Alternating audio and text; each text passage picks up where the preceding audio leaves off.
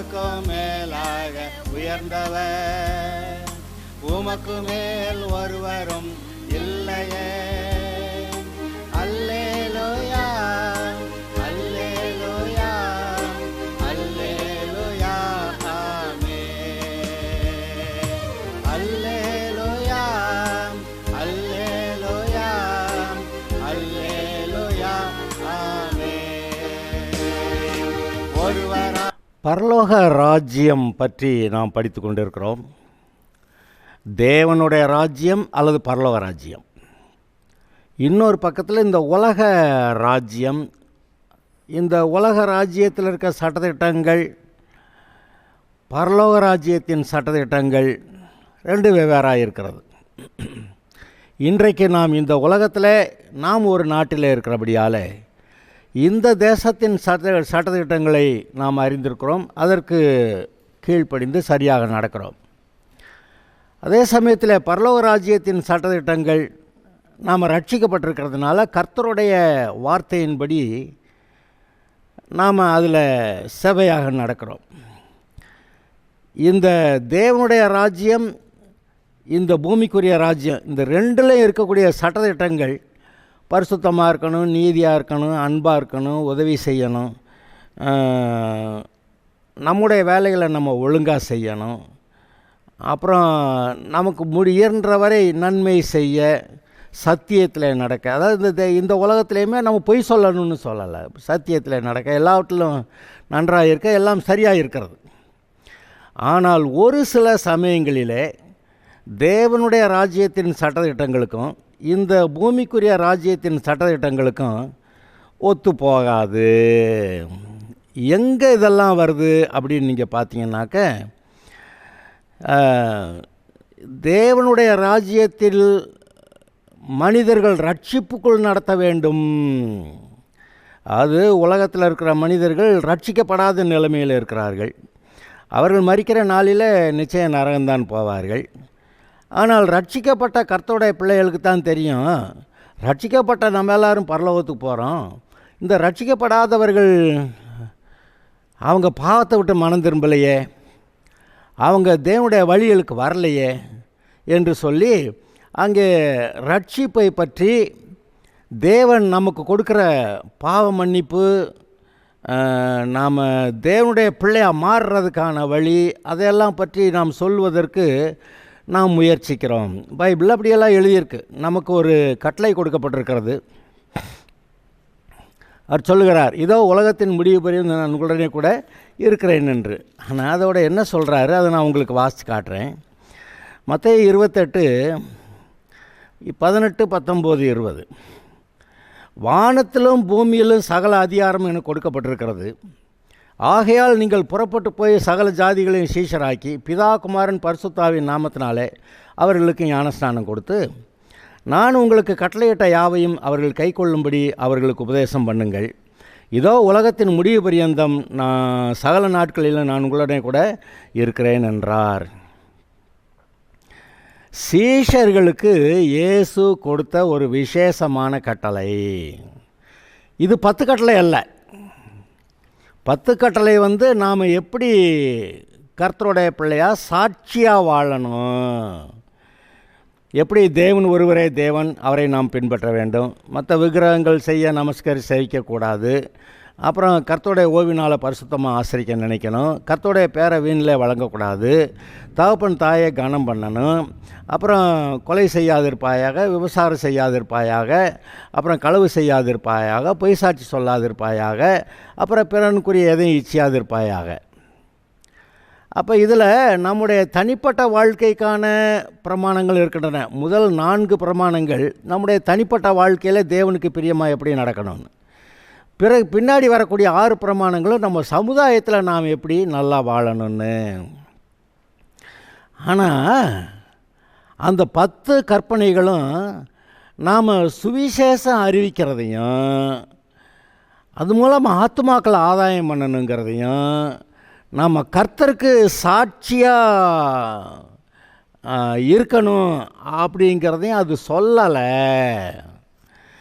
இதை கொஞ்சம் நல்லா கவனிங்க. இப்போ நான் கொஞ்சம் இதை புரிகிற மாதிரி சொல்கிறேன். ஆதாமுக்கு கர்த்தர் சொன்னபோது ஒரே ஒரு கற்பனை தான் சொன்னார்.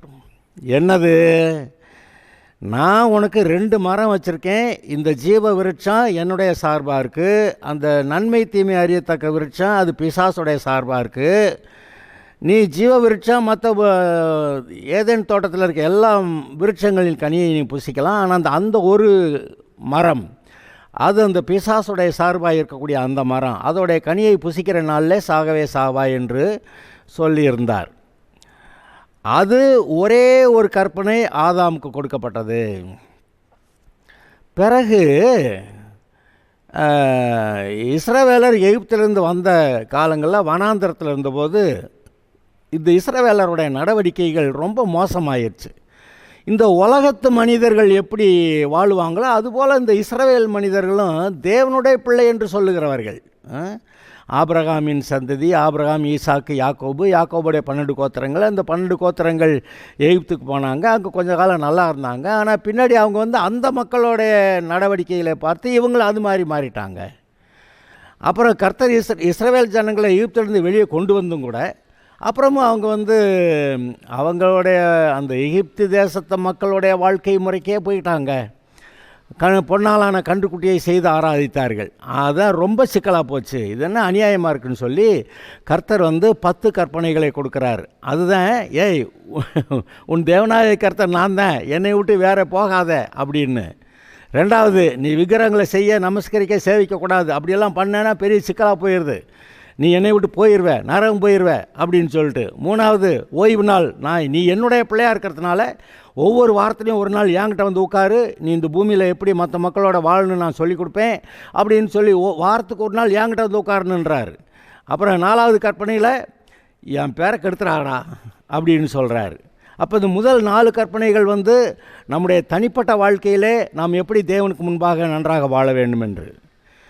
ஆனால் அதுக்கு பின்னாடி வரக்கூடிய 6 கற்பனைகள், தகப்பனையும் தாயையும் கனம் பண்ணுவாயாக, கொலை செய்யாதிருப்பாயாக, விபசாரம் செய்யாதிருப்பாயாக, களவு செய்யாதிருப்பாயாக, பொய் சாட்சி சொல்லாதிருப்பாயாக, பிறனுக்குரிய எதையும் இச்சியாதிருப்பாயாக.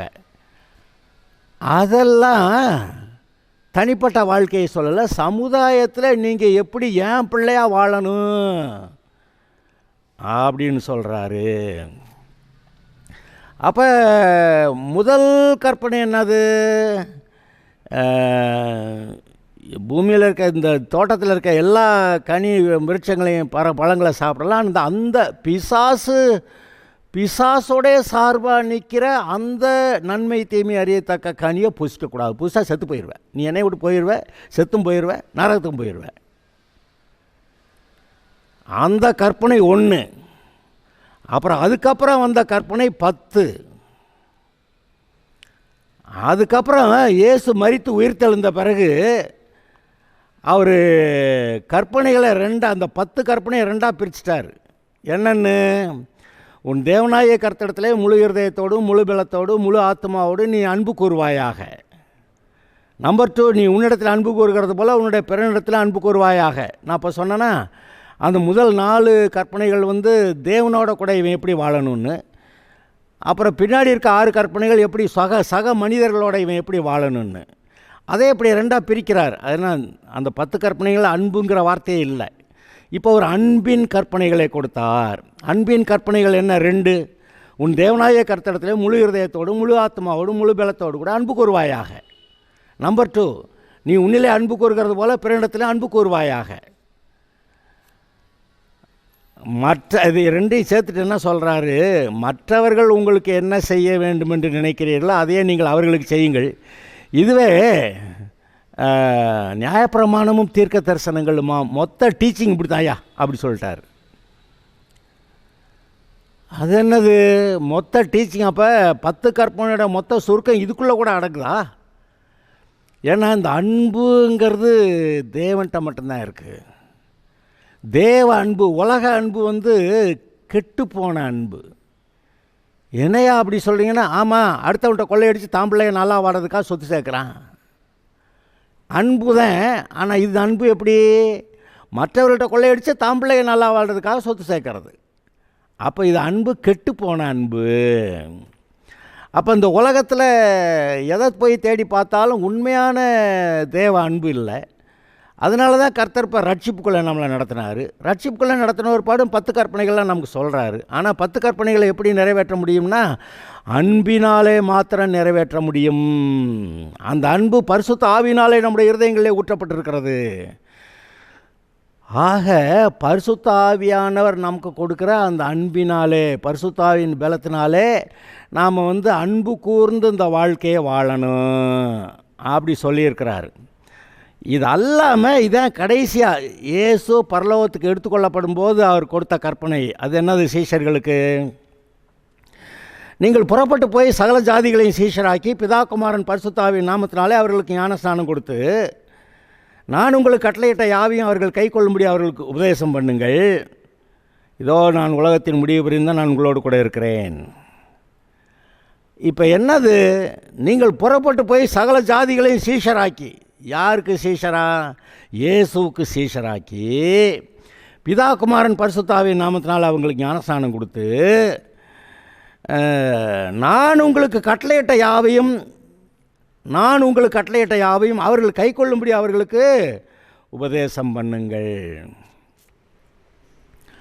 அப்போ இந்த கட்டளைகள் 3 விதம்னு சொல்லலாம், அல்லது 4 விதம்னு கூட சொல்லலாம். முதல்ல, அந்த பழத்தை சாப்பிடாத, நம்பர் 1. ரெண்டாவது 10 கற்பனைகள், அதில் அன்புங்கிற வார்த்தையே இல்லை. அதனால் இயேசு அதை உடச்சி வேறு மாதிரி சொன்னார். 2 கற்பனையாக தேவனிடத்தில் அன்பு கூறுகிறது, அப்புறம் சக மனிதரிடத்தில் அன்பு கூறுகிறது. 3. 4வது, எல்லா சீஷர்களும் உலகெங்கும் புறப்பட்டு போய் சகல ஜாதியும் இயேசுவுக்கு சீஷராக்கி பிதா குமாரன் பரிசுத்த ஆவியின் நாமத்தினால் அவருக்கு ஞானஸ்நானம் கொடுத்து இவர்கள் இயேசு போதித்த கட்டளையிட்ட யாவையும் அவர்களுக்கு போதிக்க வேண்டும் என்று. அப்போ 4 வித்தியாசமான கற்பனைகளை நீங்கள் பார்க்கிறீர்கள். இந்த 4 வித்தியாசமான கற்பனைகளில் ஒன்றே 10 கற்பனைகளை மாத்திரம் கர்த்தர் எடுத்துட்டாரு அப்படின்னு பைபிளில் வாசிக்கிறீங்க. அந்த 10 கற்பனைகள் தான் நியாய பிரமாணம், நியாயமான பிரமாணங்கள். ஏன் நியாயமான பிரமாணங்கள் அவர் எடுக்கிறாரு அப்படின்னா, இந்த நியாயமான பிரமாணங்கள் தான் மனுஷனை பாவம் செய்யவே வைக்குதான். திருடாதேன்னு சொன்னோன்னா அவனை திருட வைக்குதான். இச்சியாதே அப்புறம் தான் பார்த்து இச்சிக்கிறானா. பொய் சாட்சி சொல்லாத, அப்போ தான் பார்த்தா பொய் சாட்சி சொல்கிற மாதிரி சூழ்நிலை வருது. கொலை செய்யாதேன்னா கொன்னே விடணும் அவனை அப்படிங்கிற சூழ்நிலை வருது. தாய் தகப்பனை கணம் பண்ணுவாயாகன்னா, ஏங்க சிறு வயதுலேருந்து பிள்ளைகளை அந்த பெற்றோர் தூக்கி வளர்த்து பால் ஊட்டி சாப்பாடு என்னென்ன போதிக்கணுமோ போதிச்சு நல்லா வளர்த்து விட்டா,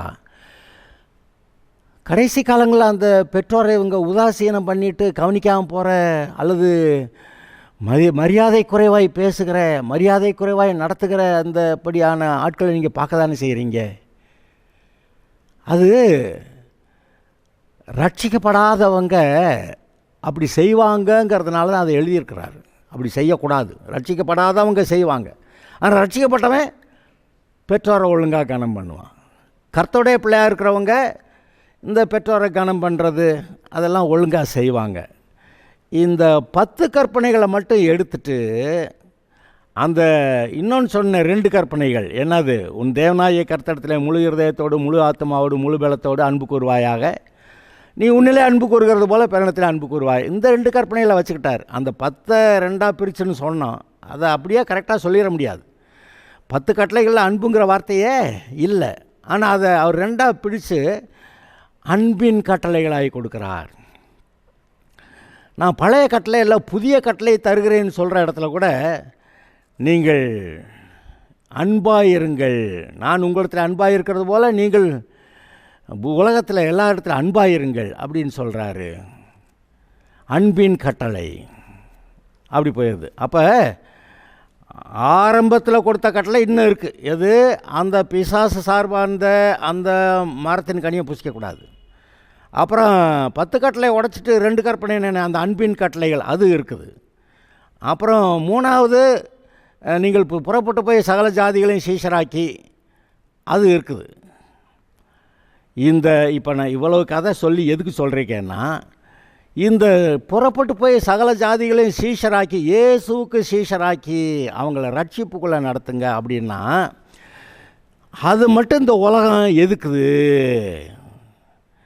இந்த உலகமெல்லாம் பாவத்திலே ஒரு விதத்தில் தீய ஆவிகளினாலே நடத்தப்பட்டு பொல்லாங்குகளுக்குள், அசுத்தத்துக்குள், அந்தகாரத்துக்குள். என்ன அந்தகாரம்? தேவனை அறியாத அறிவில், அந்த நிலைமையில், தேவனை அறியாத நிலைமையில் அப்படி இருக்கிறாங்க. அது ஒரு குருட்டாட்டம். அப்படி இருக்கிற ஜனங்கள் எல்லாத்துலேயும் குருட்டாட்டமாக இருப்பாங்க. ஆனால் ஆத்துமாக்களை ரட்சிப்புக்குள்ளே நடத்துகிறாங்க.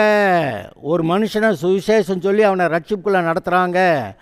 அவனுக்கு பிதா குமாரன் பரிசுத்தாவின் நாமத்தினால ஞானஸ்நானம் கொடுத்து அவனை தேவனுடைய பிள்ளையா தேவனுடைய ராஜ்யத்துக்குள்ளே அனுப்புகிறாங்கன்ன உடனே உலகத்தார் எல்லாருக்கும் கண்ணு திறந்துருது. அப்படியா நடக்குதுன்னு சொல்லி உடனே இந்த சுவிசேஷம் அறிவிக்கிறதற்கு உலகத்தில் எல்லா மக்கள்னா ரட்சிக்கப்படாத எல்லாருமே தடை செய்கிறார்கள். அங்கே தான் பாருங்கள், இந்த சுவிசேஷம் அறிவிக்கக்கூடாதுன்னு அவங்க சொல்லுவாங்க. ஆனால் இந்த ரட்சிக்கப்பட்டவர்கள் அதை செய்யாமல் இருக்க முடியாது. இப்போ அப்போஸ்தல நடபடிகளில் கூட இயேசு மரித்து உயிர்த்தெழுந்து போன பிறகு இந்த சீஷர்கள் சுவிசேஷத்தை அறிவித்தாங்க. அப்போ என்ன பண்ணுறாங்க, இந்த பரிசேயர் சதுசேயர்லாம் அப்போ இந்த அப்போஸ்தலர்களை பிடிச்சிட்டு இந்த இயேசுவை பற்றி நீங்கள் ஒன்றுமே பேசக்கூடாது அப்படின்னு சொல்கிறாங்க. நான் அதை வாசிக்கிறேன். அப்போஸ்தலர் 4வது அதிகாரத்தில் 18வது வசனம். இந்த சீஷர்களை அழைத்து இயேசுவின் நாமத்தை குறித்து எவ்வளவும் பேசவும் போதிக்கவும் கூடாது என்று அவர்களுக்கு கட்டளையிட்டார்கள். பேதுருவும் யோவானும் அவர்களுக்கு பிரதியுத்தரமாக, தேவனுக்கு செவி கொடுக்கிறதை பார்க்கலும் உங்களுக்கு செவி கொடுக்கிறது தேவனுக்கு முன்பாக நியாயமாக இருக்குமோ என்று நீங்களே நிதானித்து பாருங்கள். பேதுரு, யோவான், யாக்கோபு எல்லாம் நிற்கிறாங்க. அவங்க சொல்கிறாங்க, இயேசுங்கிற பேரை மட்டும் பேசக்கூடாது. ஆனால் ரட்சிப்பு எங்கே இருக்குது? இயேசுங்கிற பேரில் தான் இருக்குது. இயேசு தான் நம்முடைய பாவங்களுக்கு பரிகாரம் செஞ்சவர். அப்போ ரட்சிப்பு இயேசுங்கிற பேரில் தான் இருக்குது. அப்போ சுவிசேஷம் இயேசு வந்தார், நம்முடைய பாவங்களுக்கு பரிகாரம் செஞ்சார், அந்த பரிகாரத்தை ஏற்றுக்கிட்டால் நம்ம பரலோகம் போயிடலாம். அதான சுவிசேஷம். அதை சொல்லக்கூடாதுன்றாங்க. அப்போ பேதுரு சொல்கிறேன், நாங்கள் அவருக்கு கீழ்ப்படுகிறத விட உங்களுக்கு கீழ்ப்படுறது நியாயமாக இருக்குமான்னு நீங்களே யோசித்து பாருங்க அப்படின்னு சொல்லிட்டு, நாங்கள் கண்டவைகளையும் கேட்டவைகளையும் பேசாமல் இருக்க முடியாதே என்றார்கள். நடந்த சங்கதிகளை குறித்து எல்லாரும் தேவனை மகிமைப்படுத்தினபடியால் ஜனங்களுக்கு பயந்து அவர்களை தண்டிக்க வகை ஒன்றும் காணாமல் அவர்களை பயமுறுத்தி விட்டுவிட்டார்கள். அடுத்து 5வது அதிகாரத்தில் மறுபடியும் இந்த சீஷர்களை தண்டிக்கணும், விசாரிக்கணும், அடிக்கணும், பிடிக்கணும் அப்படின்னு சொல்லி சீஷர்களை கூட்டி வர சொல்கிறாங்க. அப்படி அவர்களை அழைத்து கொண்டு ஆலோசனை சங்கத்துக்கு முன்பாக நிறுத்தினார்கள். அப்பொழுது பிரதான ஆசாரியர் அவர்களை நோக்கி, நீங்கள் அந்த நாமத்தை குறித்து, அந்த பேரை குறித்து, அந்த இயேசுவின் நாமத்தை குறித்து போதகம் பண்ணக்கூடாது என்று நாங்கள் உங்களுக்கு உறுதியாய் கட்டளையிடவில்லையா? அப்படி இருந்து இதோ எருசலேமை உங்கள் போதகத்தினால் நிரப்பி அந்த மனுஷனுடைய இரத்த பழியை எங்கள் மேல் சுமத்த வேண்டும் என்று இருக்கிறீர்கள் என்று சொன்னான்.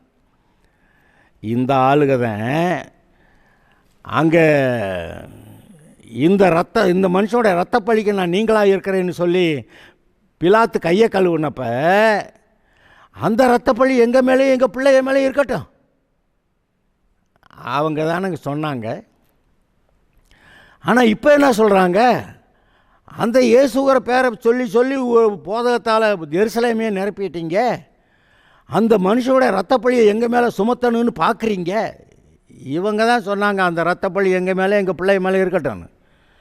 ஆனால் இப்போ எப்படி சொல்கிறாங்க, அந்த மனுஷனுடைய இரத்தப்பழியை எங்கள் மேல் சுமத்த வேண்டும் என்று இருக்கிறீர்கள். உலகம் சமயத்துக்கு ஏத்தாப்பில் பேசும். அதற்கு பேதுருவும் மற்ற அப்போஸ்தலரும், மனுஷருக்கு கீழ்ப்படுகிறதை பார்க்கலாம் தேவனுக்கு கீழ்ப்படுகிறதே அவசியமாயிருக்கிறது. நீங்கள் மரத்தில் தூக்கி கொலை செய்த இயேசுவை நம்முடைய பிதாக்களின் தேவன் எழுப்பி இஸ்ரவேலுக்கு மனம் திரும்புதலையும் பாவ மன்னிப்பையும் அருளுகிறதற்காக அவரை அதிபதியாகவும் இரட்சகராகவும் தமது வலதுகரத்திலே உயர்த்தினார். இந்த சங்கதிகளை குறித்து நாங்கள் அவருக்கு சாட்சிகளாக இருக்கிறோம். தேவன் தமக்கு கீழ்ப்படுகிறவர்களுக்கு தந்தரின பரிசுத்த ஆவியும் சாட்சி என்றார்கள். அதை அவர்கள் கேட்டபொழுது மூர்க்கமடைந்து அவர்களை கொலை செய்யும்படி யோசனை பண்ணினார்கள். அது என்ன நடக்கிறது? சுவிசேஷத்தை அறிவிக்கக்கூடாது. அப்போ மற்ற எல்லா காரியங்கள்லேயும் இந்த உலகத்தார் விசுவாசிகளோட ஒத்து போகிறாங்க, விசுவாசிகளும் இந்த உலகத்தாரோட ஒத்து போவாங்க. அவங்க சொல்கிற மாதிரி பாவத்துக்கு போக மாட்டாங்க, அவங்க சொல்கிற மாதிரி அசுத்தமான வாழ்க்கைக்கு போக மாட்டாங்க. ஆனால் இது பெரிய பிரச்சனை இல்லை இந்த உலகத்தாருக்கு. ஆனால் இயேசுவை அறிவிக்கிறேன் அப்படின்ன ஒன்று தான் உலகத்தில் எல்லாரும் முழிச்சு பார்க்குறாங்க. ஏய் யார், என்ன சங்கதி, என்ன பேசுகிற நீ? ரட்சிப்பை பற்றி பேசுகிறேங்க. ஏய் பேசக்கூடாது. இயேசு ஏய் பேசக்கூடாது. அது இன்றைக்கு நேற்று அல்ல, இயேசு கிறிஸ்து காலத்தில் நீங்கள் பார்க்கலாம். இயேசு கிறிஸ்துவை பின்பற்றுகிறவர்கள் ஆலயத்துக்கு புறம்பாக்கப்பட்டார்கள்னு அந்த காலத்திலேயே எழுதப்பட்டிருந்தது பார்த்தீங்களா? அப்புறம் இயேசுடைய சீஷர்களை துன்பப்படுத்தினார்கள், உபத்திரவப்படுத்தினார்கள். அதனால் அவங்க எருசலேமை விட்டால் ஓடி போய் அவங்க சமாரியாவிலேருந்து சுவிசேஷம் அறிவித்தாங்க அப்படின்லாம் வாசிக்கிறீங்கல்ல. அதில் தான் ஒருத்தன் பிலிப்பு போய் எத்தியோப்பியாவுக்கு போன அந்த கந்தாகைங்கிற ராஜஸ்திரியோடைய அந்த மந்திரி, அவனுக்கு போய் சுவிசேஷம் சொன்ன, அது மூலமாக சுவிசேஷம் எத்தியோப்பியாவுக்கே அந்த காலத்தில் போயிடுச்சு. ஆக இந்த சுவிசேஷம் அறிவிக்கிற வேலையை மட்டும் நிறுத்த முடியாது. எருசலேமை மட்டும் விரட்டுவாங்க, இவங்க வேற ஒரு நாட்டில் போய் அங்கே சுவிசேஷத்தை அறிவிப்பாங்க. இன்றைக்கும் அதான் நடக்குது. ஆனால் நீங்கள் இதை வரலாற்றை கவனிக்கணும். இயேசு கிறிஸ்து காலம் மட்டும் இல்லை, அதுக்கு முன்னாடியே காயின் ஆபேல் கர்த்தருடைய பிள்ளையாக இருக்கான், இந்த காயின் உலகத்து மனுஷனாக இருக்கான். இந்த உலகத்து மனுஷன் எழும்பி கர்த்தருடைய பிள்ளையாக இருந்த ஆபேலை கொலை செஞ்சான். அதுபோல் வரலாற்றை நீங்கள் பார்த்துக்கிட்டே வர்றீங்க. பிறகு பார்த்தீங்கன்னாக்க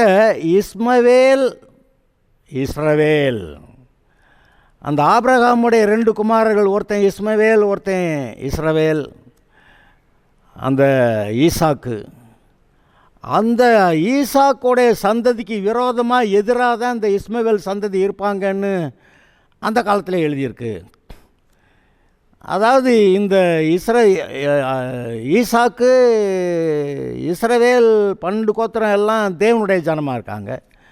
இந்த இஸ்மவேலும் அவனுடைய சந்ததிகளும் தேவனை ஆராதிக்காமல் பாருங்கள், தகப்பன் ஆபிரகாம். அப்போ ஆபிரகாமின் தகப்பனை இந்த இஸ்மவேல் அவனுடைய சந்ததியார் எல்லாரும் ஆராதிச்சிருக்கணும். ஆனால் இவங்க வேறு ஆராதனைக்கு போயிட்டாங்க. இவங்க வேறு ஆராதனைக்கு போயிட்டு இப்போ இஸ்ரவேல் ஜனங்களுக்கு விரோதமாக இன்றைக்கி வரைக்கும் இருக்காங்க. அந்த இஸ்ரவேல் ஜனங்கள் கர்த்தரை ஆராதிக்கிறவங்க. இப்போ இயேசுவை ஆண்டவராக ஏற்றுக்கொள்கிறவங்கெல்லாம் கர்த்தரை ஆராதிக்கிறவங்க. ஆபிரகாம், ஈசாக்கு, யாக்கோபு, அப்புறம் தாவீதின் குமாரனா இயேசு கிறிஸ்து மூலமாக இப்போ சகலரும், அதாவது இயேசுவை ஏற்றுக்கொள்கிற யாவரும் ஆபிரகாமின் சந்ததியாக தேவனோட கூட உடன்படிக்கை பண்ணப்பட்டவர்களாக ரட்சிக்கப்பட்டவர்களாக வர்றாங்க. அப்போ இன்றைக்கு இந்த உலகம் பாருங்கள், இந்த உலகத்தார் எப்பொழுதுமே இந்த கர்த்தருடைய ஜனங்களை அப்ரஸ் பண்ணி, உபத்திரவு பண்ணி, பாடுபடுத்தி சுவிசேஷத்தை அறிவிக்கக்கூடாதுன்னு சொல்லி பிரச்சனை பண்ணிக்கிட்டே தான் இருந்தாங்க, பிரச்சனை பண்ணுறாங்க, இனிமேலும் பண்ணுவாங்க. ஆனால் இந்த கர்த்தருடைய பிள்ளைகள் புறப்பட்டு போய் சகல ஜாதிகளையும் சீசராக்கின்னா நம்மளை அடிக்க பார்க்குறாங்க, வைய பார்க்குறாங்க, உபத்திரவம் பண்ணுறாங்க அப்படி நிறுத்துவாங்கன்னு நினைக்கிறீங்களா? நிற்க மாட்டாங்க. ஏன்னா இந்த உலகத்துக்குள்ளே இருக்கக்கூடிய ஆவி அது ஒரு அந்தகார ஆவி, பொல்லாத ஆவி, பாவம் செய்ய வைக்கிற ஆவி. இந்த கர்த்தருடைய பிள்ளைகள் இருக்கக்கூடிய ஆவி பரிசுத்த ஆவி, அது கர்த்தருடைய வழியில் நடத்தணும்னு மனுஷனை நடத்துது. அதனால் பார்த்திங்கன்னா இவங்க இந்த ஒரே ஒரு கற்பனையில் இந்த உலகத்தாரும் கர்த்தருடைய பிள்ளைகளும் வித்தியாசப்படுகிறார்கள். அப்படி இந்த ஒரே கற்பனையில் சுவிசேஷத்தை அறிவித்து பிதா குமாரன் அவர்களை இயேசு கிறிஸ்துவுக்கு சீஷர்களாக்கி பிதா குமாரன் பரிசுத்த ஆவியின் நாமத்தில் ஞானஸ்தானம் கொடுங்கன்னு அவர் சொன்னார். இந்த ஒரு கற்பனைக்கு இந்த உலகத்தார் எல்லாரும் எதிர்த்து நிற்கிறார்கள். எதிர்த்து விசுவாசிகளை உபத்திரவப்படுத்துவார்கள், கொலை செய்வார்கள், என்ன வேணாலும் செய்வாங்க. ஆனால் இந்த விசுவாசிகள் மற்றபடி எல்லாரோடு உலகத்தாரோடு அந்த உலக நியாயங்கள், அதாவது தேச சட்டங்கள் எல்லாம் நீதியாக நியாயமாக இருக்கிறதுக்கு தான் பேசுது. அதனால் அந்த விஷயத்தில் எல்லாத்துலேயும் விசுவாசிகள் கீழ்ப்படிந்து தான் இருப்பாங்க. ஆனால் இந்த சுவிசேஷத்தை அறிவிக்கக்கூடாது அப்படின்னா அதை நான் நீ அப்படி சொல்கிறது? என் கர்த்தர் என்னை ரட்சித்தார், அவர் தான் என்னுடைய தேவன், நான் அவரை ஆராதிக்கிறேன், அதில் என்ன பிரச்சனை உனக்கு? நான் கர்த்தரை ஆராதித்தா உனக்கு என்னால் ஆராதிக்கிறேன், நான் கர்த்தரை ஆராதிக்கிறேன், இப்போ என்ன உனக்கு அதில் என்ன பிரச்சனை அப்படின்னா, அது மட்டும் இல்லை, நீ ரட்சிப்புக்குள்ள ஆத்துமாக்களை நடத்துகிற. ஆமாம், அது செத்து நரகத்துக்கு போகிறவனுக்கு ஒரு நல்ல செய்தியை சொல்கிறேன். நான் என்ன அவனை போய் மாற்றவா செய்கிறேன்? ஒரு நல்ல செய்தி சொல்கிறேன். என்ன செய்தி? அப்பா, நீ மனம் திரும்பி இந்த இயேசுநாட்டை வந்தால் அவர் உன் பாவத்தெல்லாம் மன்னிப்பார், உன்னை பரலோகத்துக்கு கூட்டி போவார் அப்படின்னு ரட்சிப்பின் செய்தியை சொல்கிறேன். நான் மாற்றவா செய்கிறேன்? நான் சொன்னேன், அவ்வளவுதான்.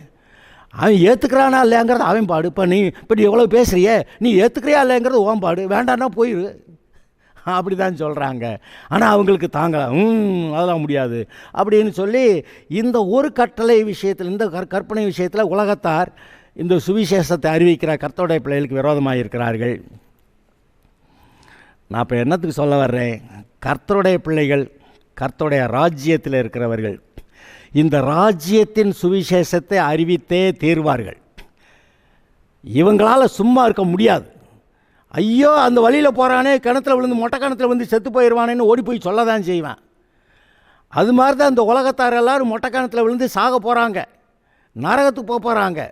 அப்படி நிலைமையில் இந்த விசுவாசிகள் அவர்களை பார்க்கும்போது எப்படி சும்மா இருக்கிறது? ஏய் கவனி, அந்த வழியில் போனாக்கா நரகம் போயிடுவேன், இந்த இங்கிட்டு வா, இந்த பக்கம் போனால் பரலோகம் போகலாம் அப்படின்னு சொல்கிறாங்க. இந்த கற்பனை, இந்த ஒரு கற்பனையில் தான் உலகம் இந்த கர்த்தருடைய பிள்ளைகளை எதிர்க்கிறார்கள். ஆனால் கர்த்தருடைய பிள்ளைகள் அவங்க எதிர்க்கிறாங்கன்னு சும்மா இருக்க மாட்டாங்க. இப்போ கவனிங்க, கர்த்தருடைய பிள்ளைகள் 2 ராஜ்யத்தில் இருக்காங்க.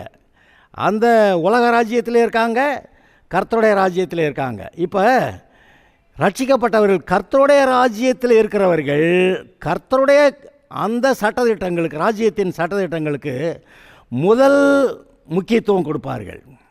ஃபஸ்ட் ப்ரையாரிட்டி, முதல் முக்கியத்துவம்னு அவங்கெல்லாம் சுவிசேஷம் அறிவிக்கக்கூடாதுன்னா கூட அதெல்லாம் முடியாதுன்னு அறிவிப்பாங்க.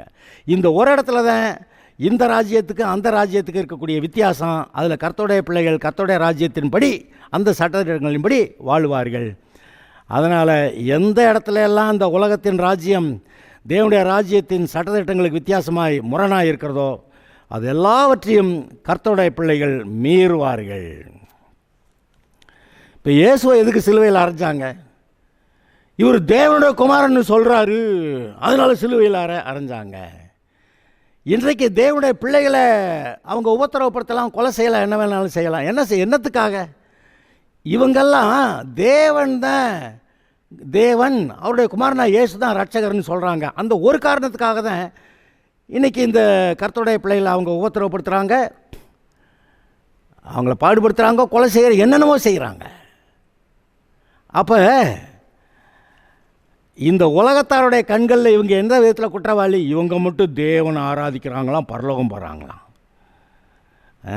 அந்த ஒரு விதத்தில் தேவனுடைய ராஜ்யத்தில் தேவனுடைய கற்பனைகளின்படி நடக்கிறவர்கள் உலகத்தின் ராஜ்யத்தின் சட்டத்திட்டங்களை அப்படி ஓரங்கட்டி வச்சுட்டு கர்த்தருக்கு பிரியமாய் நடப்பார்கள்.